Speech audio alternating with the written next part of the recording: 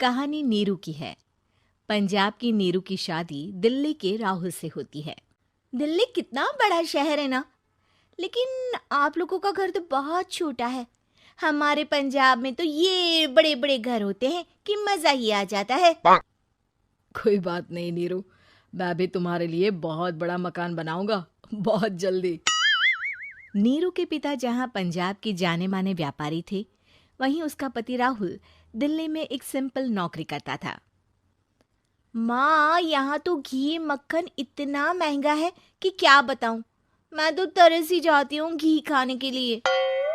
नीरू की माँ को ये सुनकर बहुत दुख होता है।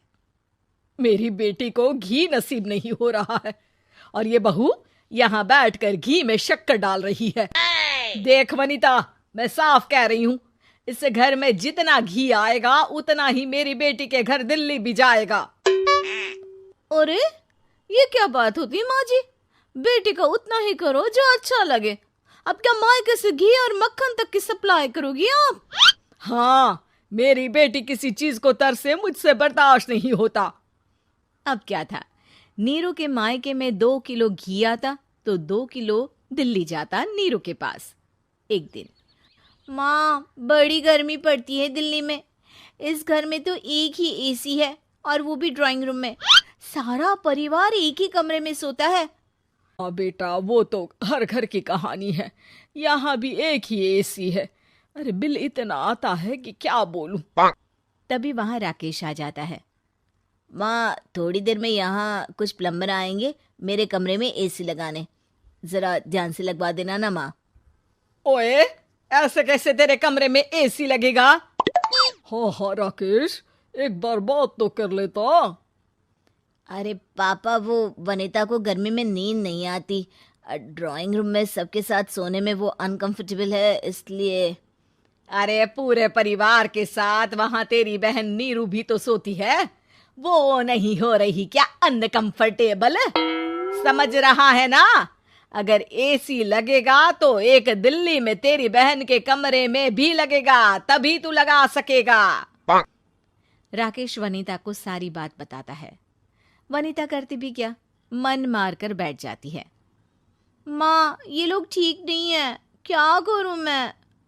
अरे बेटी, यहाँ आ जा, तू यहाँ आकर रह ले। अरे छोड़ दे ऐसे पति को। कैसे छोड़ दूं माँ? समाज क्या कहेगा, लोग क्या कहेंगे? वैसे भी मेरा एक बेटा है मयंक। अरे हटा बेटा, तेरी उम्र ही क्या है? इतनी परेशान रहेगी तो काम कैसे चलेगा? खैर, बात आई गई हो जाती है। माँ को लगता है कि नीरू ठीक है, तो वहीं नीरू के मन में एक ही लाइन चल रही होती है, यहाँ आजा। माँ ने तो बोल ही दिया है कि यहाँ आजा। बस मयंक थोड़ा सा बड़ा हो जाए, इन गरीबों को छोड़कर मैं वापस माँ के पास ही चली जाऊंगी। वो इसी सोच में बाजार में चल रही थी कि मैम, आपका दुपट्टा जमीन को छू रहा है। नीरू जैसे ही उस लड़की की तरफ देखती है, देखती ही रह जाती है। हाय रे, कितना सुंदर लड़का है ये। अब क्या हुआ? मैंने कहा आपका दुपट्टा। तो खुद ही उठाकर दे दो ना।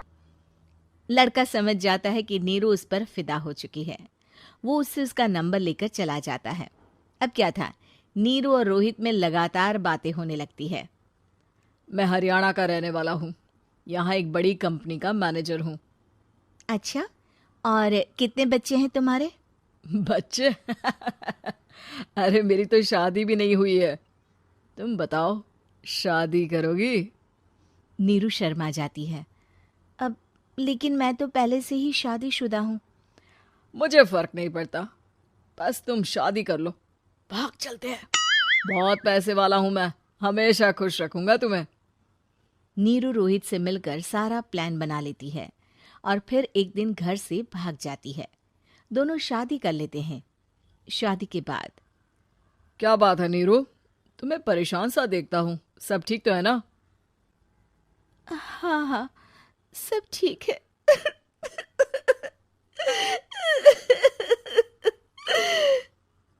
ये कहते कहते ही वो रोने लगती है। अरे क्या हो गया, रो क्यों रही हो? मैंने तुमसे एक बात छुपाई है और वही बात अब मुझे परेशान कर रही है।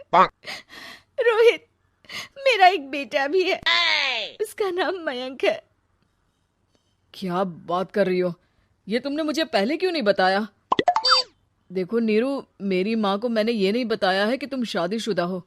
बच्चा मैं मैनेज नहीं कर पाऊंगा। नीरू को समझ में नहीं आता कि वो क्या करे। तुम उस बच्चे को अपनी माँ को क्यों नहीं दे देती? नीरू चुपके से माँ को फोन करती है। माँ, क्या मयंक को तुम रख सकती हो? बेटा, मैं राकेश के साथ बात करती हूँ। आखिर घर का बेटा वही है, जो वो बोलेगा। वैसे भी बेटा, तूने जो किया है ना, उसके बाद से पूरा घर तेरी बुराई कर रहा है। मैं भी अब किसी से तेरे लिए लड़ नहीं सकती। राकेश बेटा, नीरू ने तो जो किया बहुत ही बुरा किया, लेकिन मैं सोच रही थी कि क्यों ना मयंक को हम यहाँ ले आए। तभी वनीता बोल पड़ती है। वाह जी, ऐसे कैसे यहाँ ले आए? यहाँ क्या भंडारा भरा है? और जिस बच्चे की माँ ने नहीं सोचा, उसके लिए हम क्यों सोचे? नीरू को एक बार तो अपने बच्चे के बारे में सोचना चाहिए था ना। अरे लेकिन तेरे पास भी तो लड़का नहीं है ना वनीता। माँ, वनीता ठीक बोल रही है। कल को वो बड़ा होकर इसी घर का हिस्सा मांगेगा तो हम क्या करेंगे? माँ कहती भी तो क्या, वो चुप रह जाती है। वहीं नीरू का पहला पति कहता है। माँ, अगर आज भी वो वापस आ जाए तो मैं उसे माफ कर दूंगा। बेटा, गरीबी चीज ही ऐसी है, क्या करेगा? तू तो अब मयंक का सोच। वो बेचारा तो बिना माँ का हो गया। मयंक के खातिर तू दूसरी शादी कर ले बेटा। लोगों के लाख समझाने के बाद नीरू के पहले पति की शादी रिद्धि से हो जाती है, जिसके पहले पति से 2 बच्चे होते हैं। देखो जी, मैंने शादी सिर्फ बच्चे के खातिर की है। मैंने भी शादी सिर्फ बच्चों के खातिर की है। वहीं नीरू के दूसरे पति के मन में ये बात घर कर जाती है कि नीरू एक मासूम बच्चे को उसके खातिर छोड़ कर आई है। अब देखो नीरू, मुझे लगता है कि जो औरत अपनी कोख का बच्चा छोड़ सकती है, वो तो कुछ भी कर सकती है। कल को तुम्हें मुझसे अच्छा कोई मिल गया तो तुम तो मुझे भी बाय बाय कर दोगी ना। नीरू को अब उसका दूसरा पति ताने देना शुरू कर देता है। तंग आकर नीरू उसके यहाँ से भागकर अपने पहले पति के पास चली जाती है। लेकिन ससुराल में क्या लेने आई है नीरू, मयंक को? नहीं नहीं सासू माँ, मुझसे गलती हो गई, मुझे माफ कर दीजिए। नीरू, अब वक्त खत्म हो गया है, मेरी शादी हो चुकी है। तो छोड़ दो ना उसे, हमारा बच्चा है। मैं आपको अपनी माँ नहीं मानता, मेरी नहीं मान तो बात अच्छी है। नीरू मयंक की बात सुनकर समझ जाती है कि उसके पास अब ना आसमान रहा ना ही जमीन। वीडियो को यहाँ तक देखने के लिए बहुत बहुत धन्यवाद आपका। इसी तरह की वीडियो देखने के लिए अगर फेसबुक में देख रहे हैं तो फॉलो करिए, और अगर यूट्यूब में देख रहे हैं तो सब्सक्राइब करिए। लाइक करना ना भूलिए, और वीडियो कैसी लगी कमेंट में ज़रूर लिखिए। धन्यवाद। राधे राधे।